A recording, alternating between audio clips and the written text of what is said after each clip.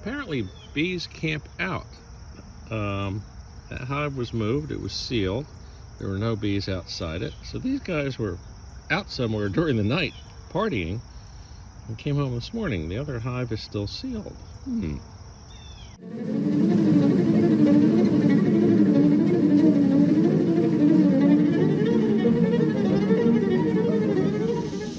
I've taken to feeding our little observation hive turned regular hive. It's a trickier decision than you would think. The feed will obviously get them to build more comb and strengthen them at a time of dearth, because obviously we want these guys strong by the time we get around to the fall. But the feed also takes up space, so without much drawn comb in there, they actually could start crowding the queen and decrease the egg laying instead of increasing the egg laying. I've also put a spacer on the top and thrown one of my pollen patties in there that we had left over from the spring in the fridge, in the hopes that that'll also stimulate a little bit of brood and a little bit of laying. We want these guys strong in the fall because in their current condition, obviously they would not make it through the winter. So we'll see as time progresses. If this queen does her thing, then we probably have a very viable hive. If on the other hand, she doesn't, then I'm going to have to do a combine or something along those lines. But time will tell. It was time to move our new hive back to Buzz Park. I wanted to do several preparations first. I had given them 3 quarts of sugar water, so I know they had plenty of food, but I wanted to change out the bottom board to a screened bottom board. And that way you'd have screen on the bottom, screen on the top.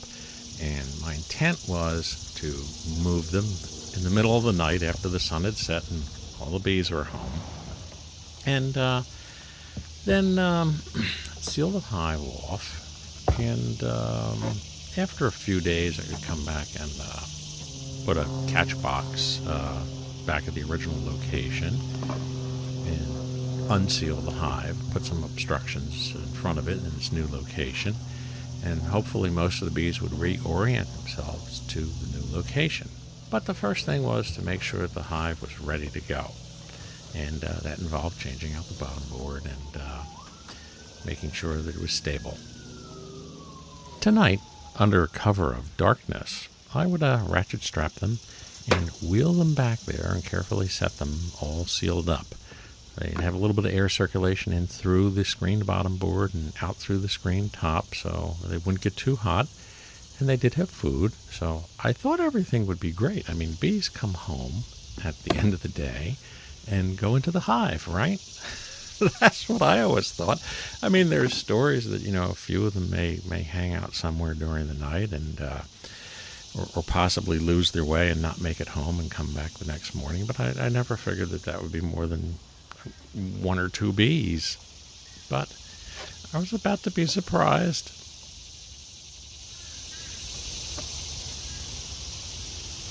So last night, once the bees were all in and the sun had set, we sealed up the hive and brought it back here to Buzz Park. Well, it's full of bees. It's a cloudy day. It's going to rain. The temperatures are cool. Screen bottom, screen top. They should be good. We'll leave them in there for about a day.